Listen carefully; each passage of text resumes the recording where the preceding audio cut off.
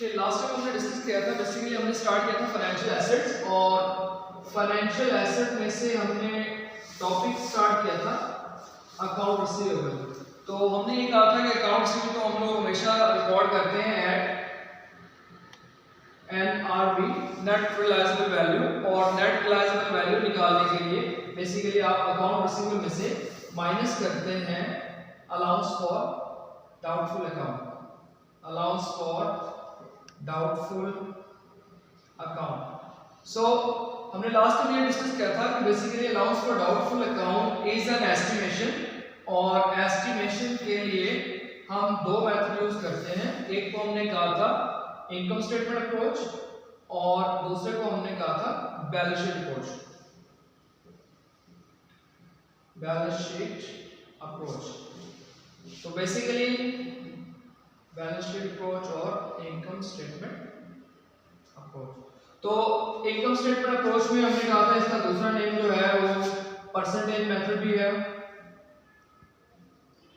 और बेसिकली जो है इनकम स्टेटमेंट इसका दूसरा नाम जो है वो एजिंग अप मेथड है।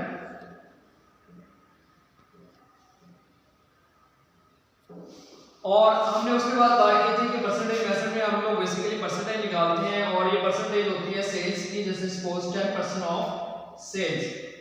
और एजिंग अप में हम लोग डिवाइड कर देते हैं जितने भी हमारे अकाउंट रिसीवेबल हैं, इनको हम लोग ग्रुप्स में डिवाइड कर देते हैं, और ग्रुप्स में डिवाइड करने के बाद बेसिकली हम लोग एजिंग अप कर लेते हैं। और एजिंग अप जब करते हैं तो हम लोग नॉट येट ड्यू है, 1 to 30 डेज पास ड्यू है, 31 to 60 डेज पास ड्यू है। तो ये सारा कुछ हमने लास्ट लेक्चर में बात की थी। उसके बाद हमने ये बात की थी कि allowance for doubtful account is a Contra account, Contra asset.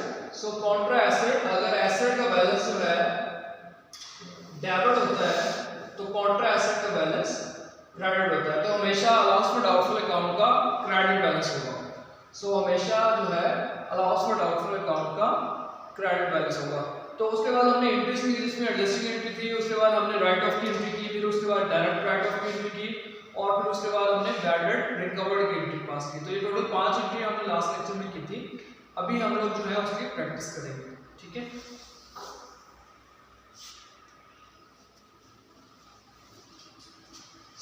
उसमें मैंने पहले जो हम स्टार्ट करने जा रहे हैं वो एक्सरसाइज 7.6 है, जिसमें बेसिकली हम लोग सिंपल यूज करेंगे एस्टिमेशन कैसे करते हैं, और उसके बाद हम लोग उसकी एडजस्टिंग एंट्री पास करेंगे।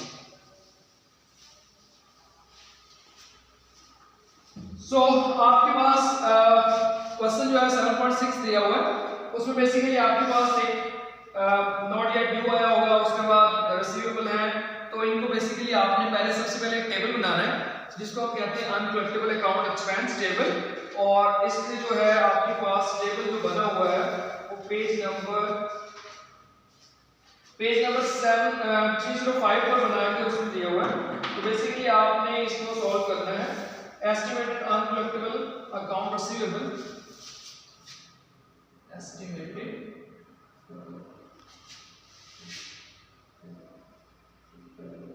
Uncollectible account receivable. इसमें आप लोग पहले नंबर पे इस साइड पे कैटेगरीज डालेंगे,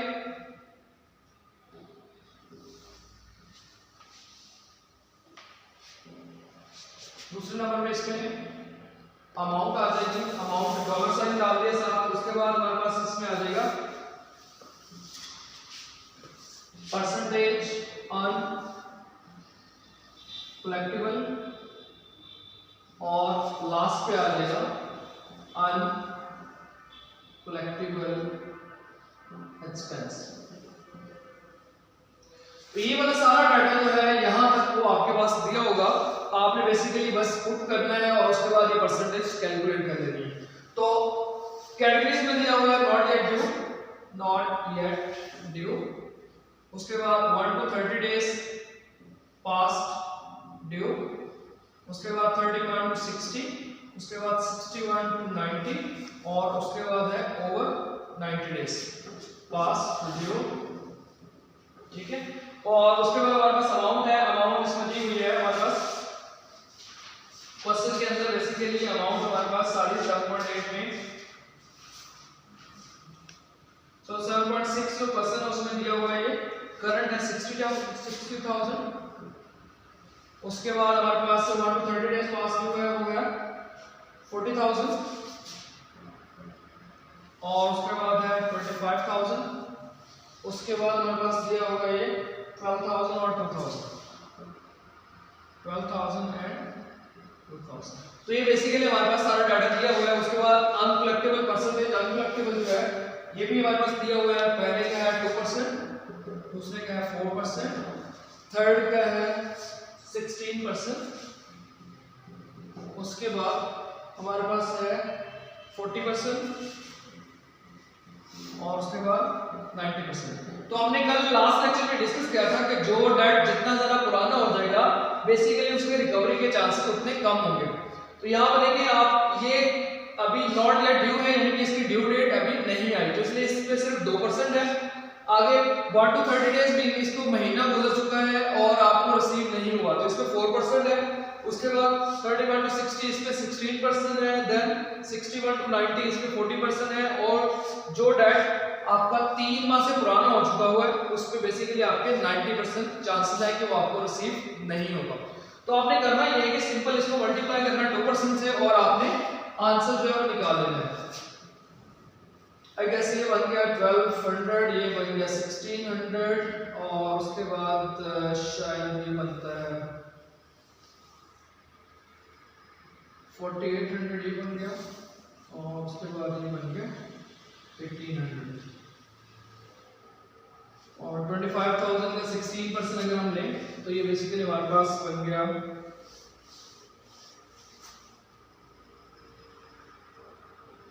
4,000 ही आ गया। इनको आपने कर लेना है सम। सो 1200 प्लस 1600 प्लस हमारे पास आ गया ये 4,000 प्लस हमारे पास आ गया 4,800 और प्लस हमारे पास आ गया 1,800, तो ये बन गया टोटल 13,400। सो ये जो आंसर आएगा इसको हम कहते हैं required balance. Required balance, required balance से मुराद ये है कि हमें इस साल के एंड पर इतना बैलेंस चाहिए, इस साल के एंड पर हमें इतना बैलेंस चाहिए। अब हमने बेसिकली देखना ये है कि हमारे पास ओपनिंग बैलेंस क्या है। ओपनिंग बैलेंस से मुराद है जो अलाउंस फॉर डाउटफुल अकाउंट है, allowance for doubtful account, allowance for doubtful account में ओपनिंग बैलेंस क्या है।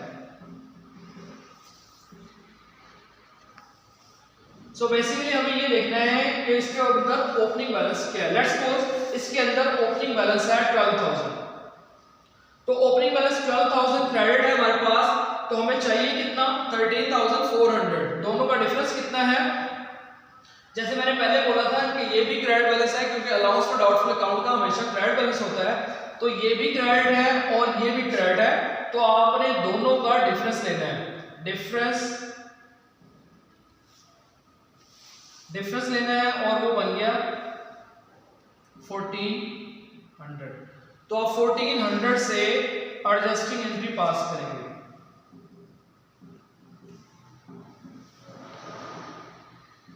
ठीक हो गया।